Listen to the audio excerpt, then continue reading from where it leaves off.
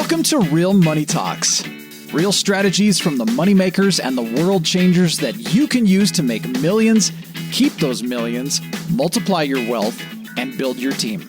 Here's your host, author of 5 New York Times bestsellers, money expert on Dr. Phil, CNN, CNBC, The Street TV, Fox News, and The View, Laurel Langmeyer. Hi, this is Laurel. Welcome back to Laurel's Real Money Talks, a podcast talking about how to make money, how do you keep money, how do you invest money, and how do you use your team? So essentially the Millionaire Matrix.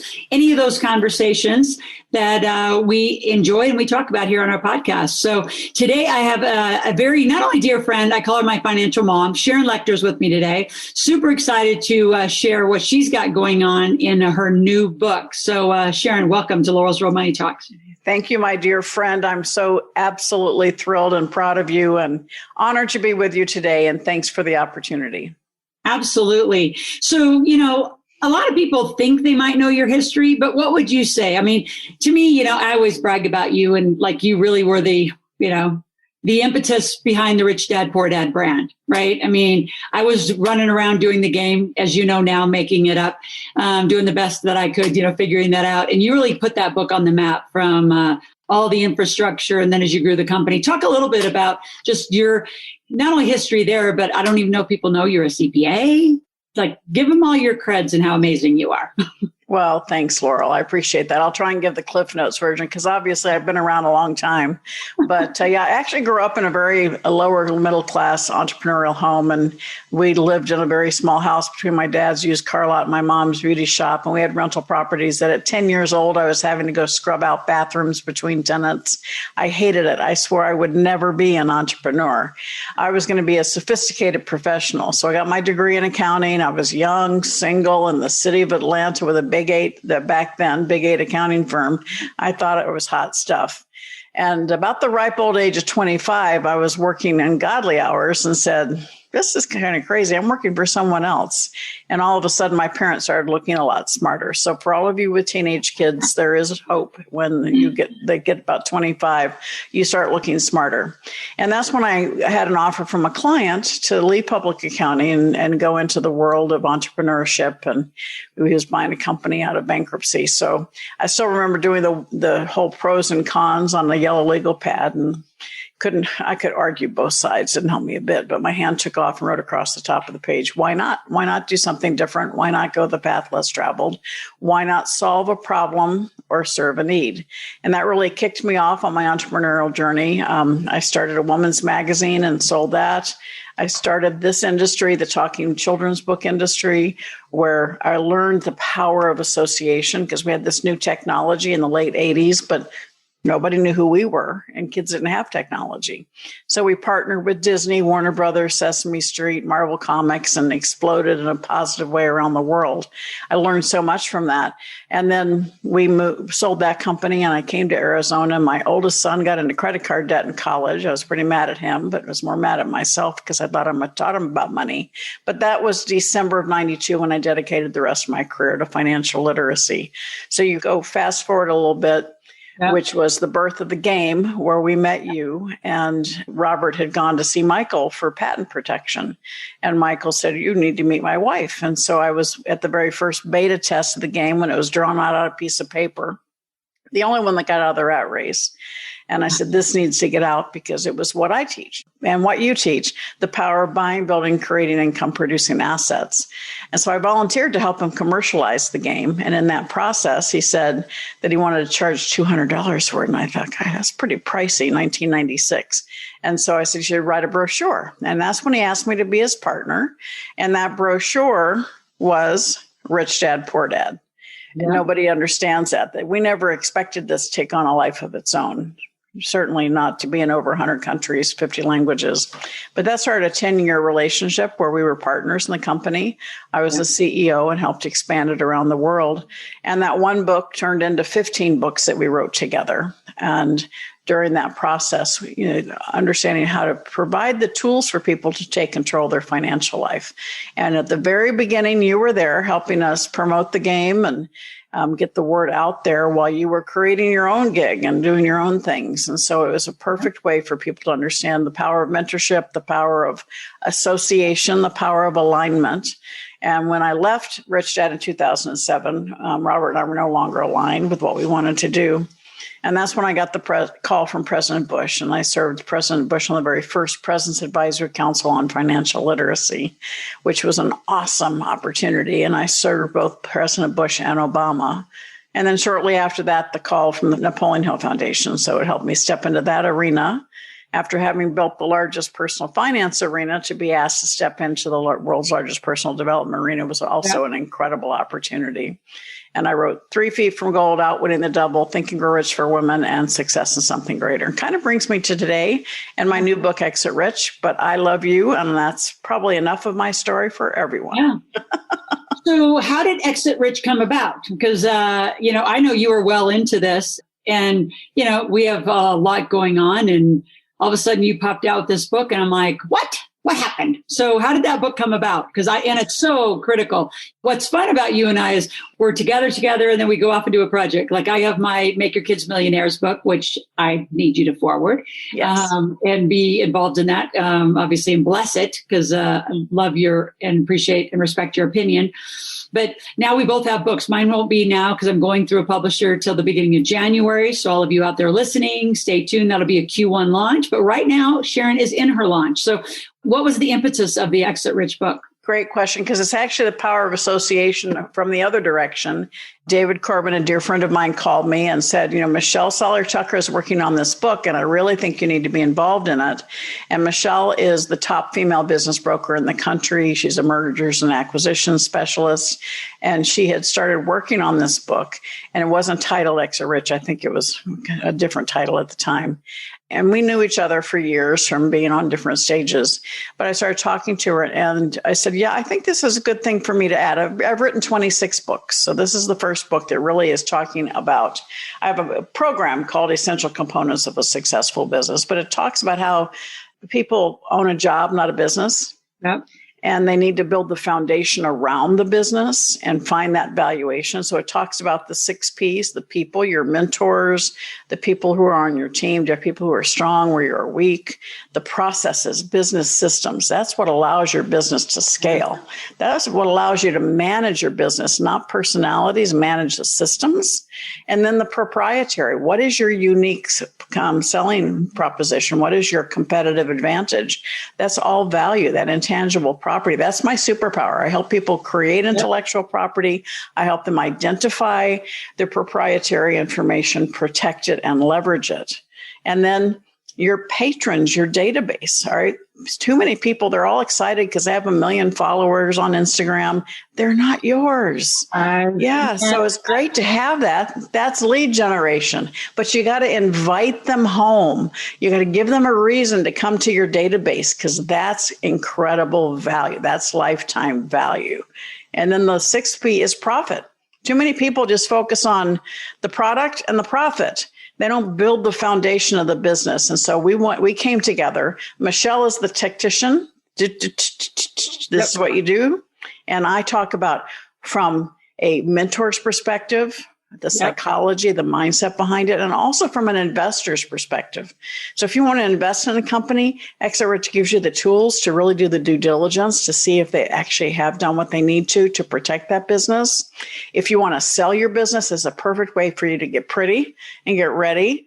And when you're starting your business, you should be thinking about your exit when you start so that you build a business, not a job. So let's kind of dig into each of these a little bit. That most people who start, like I remember leaving Chevron and jumping over to the cash flow game, right? And you watched me straddle that for years because Chevron was paying me so much, even though it wasn't enjoyment. It was, one heck of a contract. And then starting this. So for me, when you say, well, start a company, I mean, most people are just replacing their paycheck first. And then when they get into the business, it's just, can it pay my bills? Right. And I just think, I don't even know what the percent is, but I would say more than 50% of entrepreneurs are in will it just pay my bills or am I getting some passion out of it? But probably higher. even high, like they don't think I'm in it and I'm going to get out of it. I think of all our hundreds of thousands of clients, it's all about the get in. And I mean, how many people even talk about getting out? Yeah, well, it's not a topic that people talk. Just like people don't talk about money, Laurel. But the issue is when I talk about exit rich, it's also you don't need to exit your company, but if you build the right systems and you have the right people in your company, you get your time back because you've got people running your systems, and that gift of time is your exit. You're exiting rich because you got this economic engine here generating the cash flow that you need to live the lifestyle you desire. And because you're so efficient at bringing in the right people and the right systems, you're getting your time back to start looking at other things that you want to do, other projects, other investments. That's the best way to exit rich. So talk about some of the, and again, I'm kind of thinking intellectual property, but I'm also thinking accounting. Like there's a lot to the exit in a sale. I have clients right now that are selling, a variety of clients that are selling their company. And, as I look at what they've done, they've made a whole variety of mistakes. Talk to those mistakes that could have been prevented if they had some forethought. At least, what do you and Michelle recommend? 3 years before you sell? I mean, we share a lot of mistakes in this book. We highlight a lot of mistakes that people made along the way that cost them millions of dollars. Share some. Let's tell some. Mistakes that we talk about people that did not have the contracts in place, did not have people that thought they owned a huge software, which is a big piece of their company, and they didn't have a work for hire agreement. And so when they went to sell, the company said, "No, you don't own it. The person you hired owns it." So they had to go back to try and renegotiate that deal. That guy was pretty smart. No, pony up.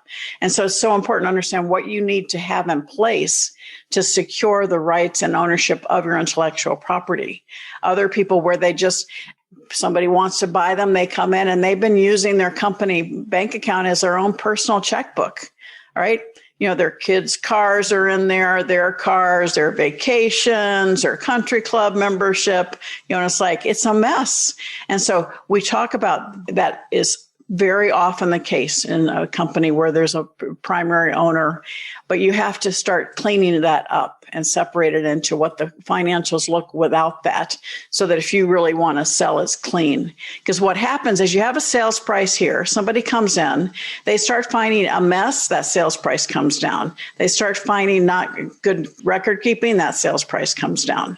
And so if you want the price up here, you need to make sure that you've got yourself dressed up with lipstick on, with all the stuff done, right? All those documents in place, all the agreements in place. So when their team comes in, they're impressed. And you know what happens? Sometimes the price goes up because they realize the value that they're getting and the fact that they're buying something that has been taken care of and is appropriately put together. So other mistakes. What about intellectual property? Let's kind of go down each of these, from the people mistakes, the process. Like if you go down the 6, maybe some tips to ensure that they're going to do their business properly, but the mistakes to avoid. I'm asking questions because I know what my clients would ask. That's what they're probably most concerned about, and going, oh my gosh, I haven't even thought about that. I haven't thought about that. I haven't thought about that. Well, most people haven't really identified what intellectual property they have. When you discover a unique way of solving a problem, that's intangible.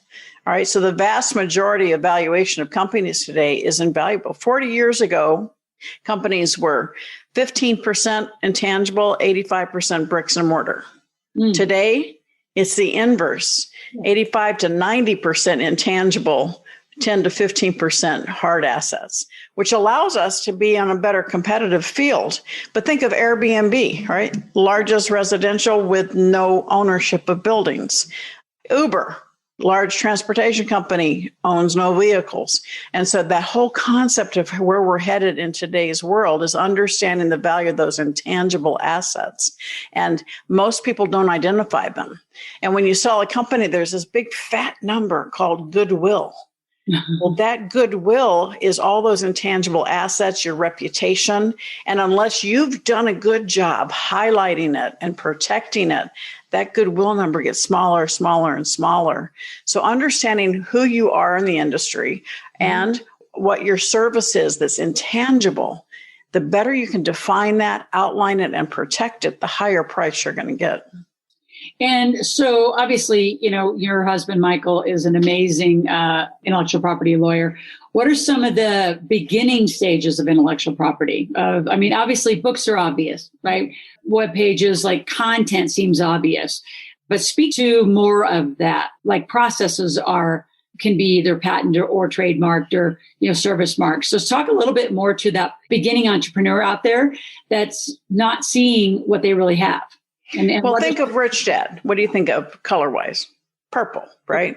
So when we first came out with Rich Dad, all the publishers told us finance books are red, black, or green. Yep. Can't be purple. And I go, that's why we want purple. My why not philosophy. Why not? We wanted to stand out. And so you go into bookstores, the few that are left today, what do you see? A lot of purple. So understanding from the very beginning, positioning yourself to be able to identify who you are. It's not just the trademarks, but the trade dress. When you think of purple, black, and gold books and money, it's Rich Dad. Putting a stake in the ground as to who you are and how you stand up. When I say a brown truck, who do you think of? UPS. And so defining yourself in the same way is very important, and your business. What is it? How are you answering the phone? What is your system for taking an order? What is your system for customer service, shipping? How are you processing that? And every step along the way, how can you make it better and understand that that's something that you have a competitive advantage over everyone else in your business? Because that's how you build a business. My husband and I have something called the essential components of a successful business. All right. Your mission, the problem you solve, the need you serve, your leadership, your ability to be a leader, and your team. Very important.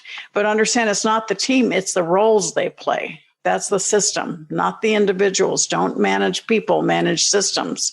And then the legal foundation. You don't build a house without going down first. And that's where most companies fall apart. They don't want to spend the money for an attorney. And so instead of spending it up front, they spend 100 times that trying to clean up a mess later. And then your available resources. You don't need money to make money. Other people's money, time, resources, relationships and communications and marketing. Your ability, how you communicate, that generates intellectual property. And then your business systems, the deliverable, your product or services at the very top. Every one of those categories creates intellectual property. And together, they create your competitive advantage. And the more you identify it and understand it and codify it, the greater the valuation you have in your business.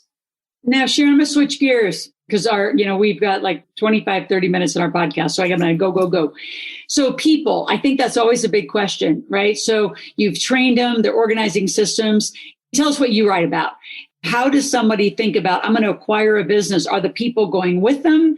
Do you sell the staff? How did the people part of this work? I have that question a lot. Yeah, well, we go really into that in a heavy way inside the book, Exit Rich, because it's so important that as a business owner that you want to sell your business, it's really important to keep it quiet, keep it confidential, because people hear about it in your team and they start exiting. You don't want that, all right? But at the same time, as a business owner who values the contribution your team has made, my recommendation is that as a business owner wanting to sell, that you protect your people and that you make sure that they have a continuing engagement or they have a golden parachute so that you can give them the ability and the benefit of what they've done. One of my dear friends and one of the clients that I've helped along the way, Brendan Dawson, he sold Audigy for $151 million.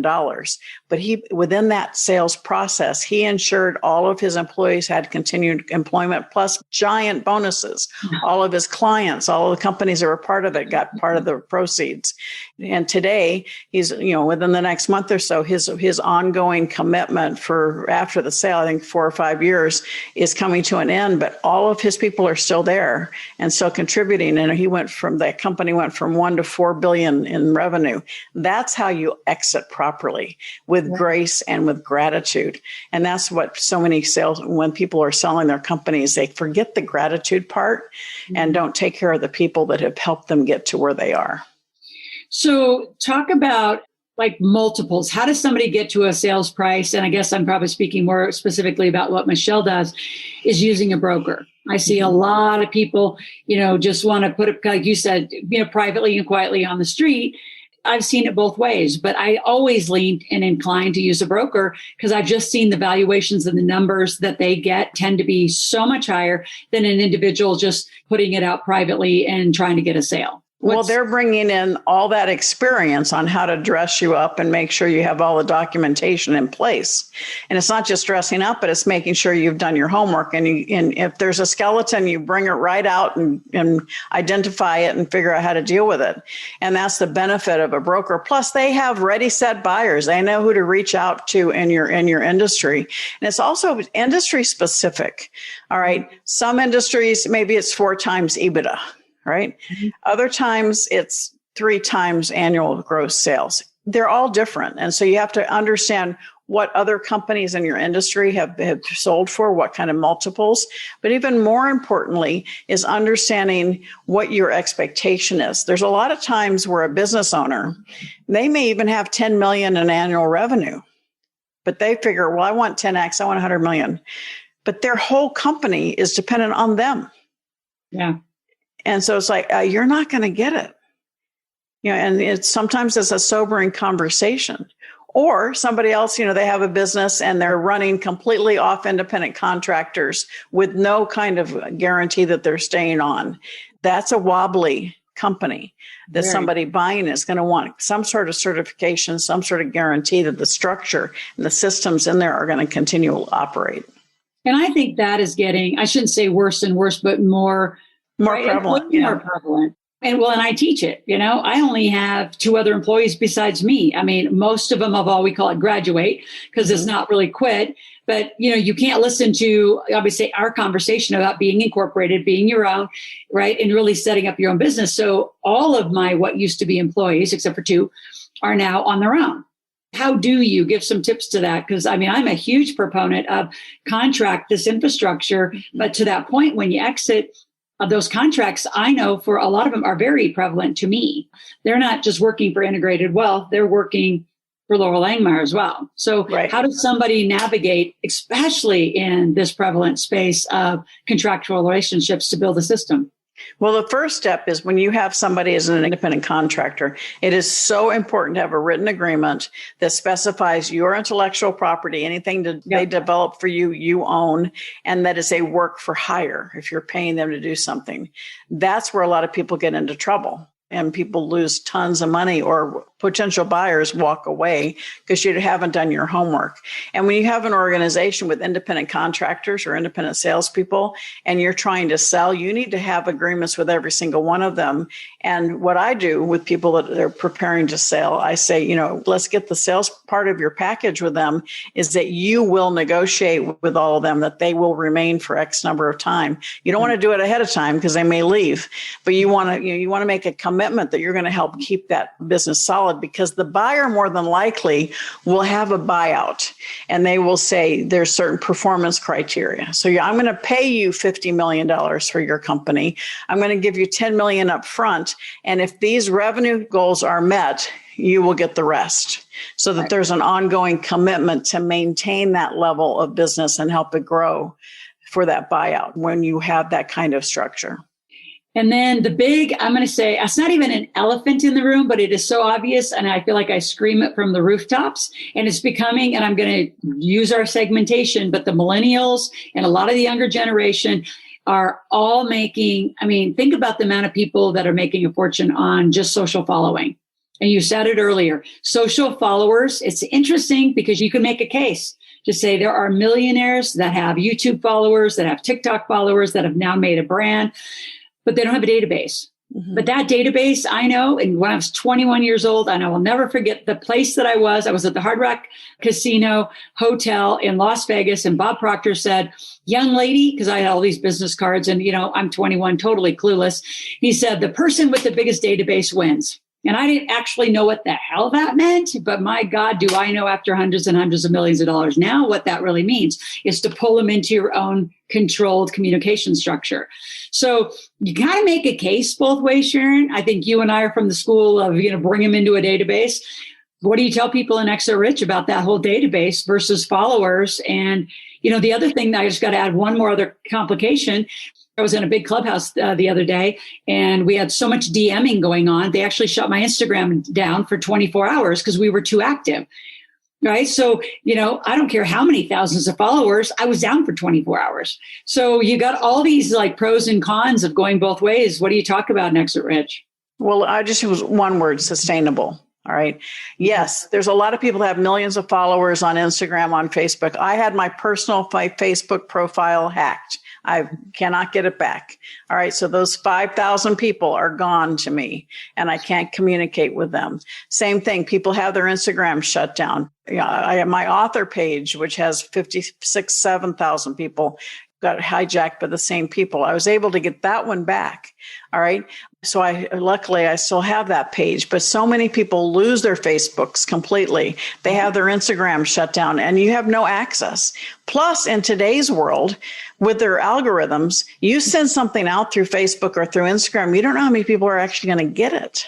Yeah. So if you can give them a gift and entice them to come home to your database, you own those names and your valuation goes up and you have the ability to reach out to all of them. You can't guarantee they're going to open an email, but you have the ability to reach out to all of them and continue to maintain that relationship and have a lifetime value of customers.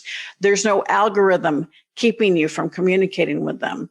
And so, yes, there's a lot of people out there making a lot of money through YouTube and Instagram and God love them. Fantastic. But is it sustainable? Because they're not in control of their destiny. Those platforms are.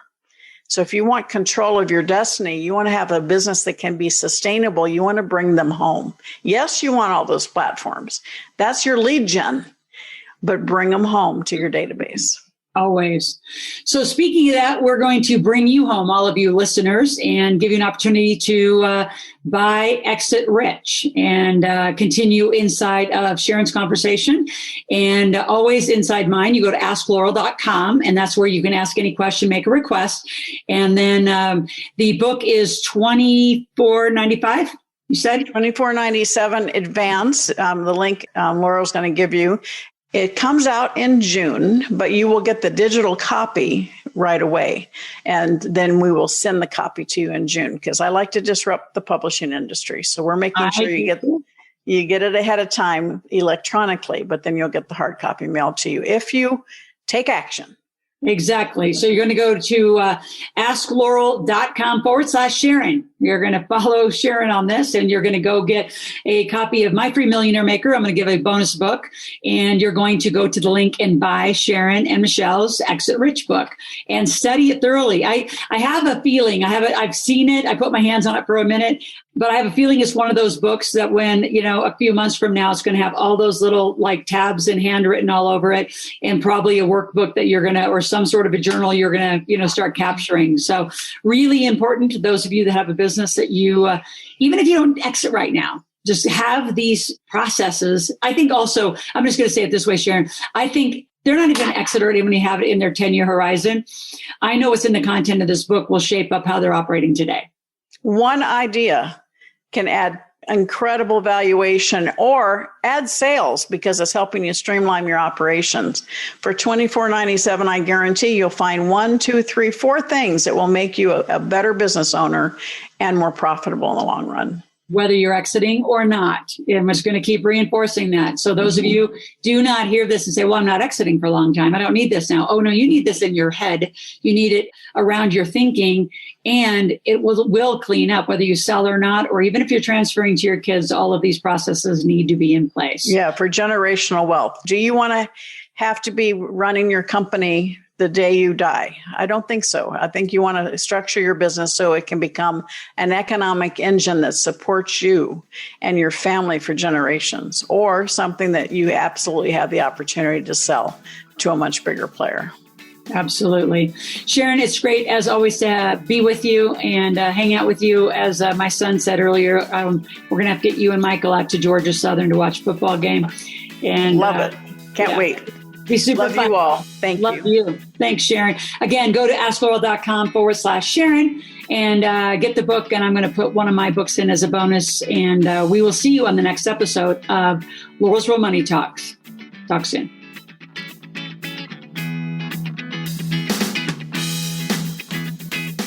Thanks for listening to the Real Money Talks podcast.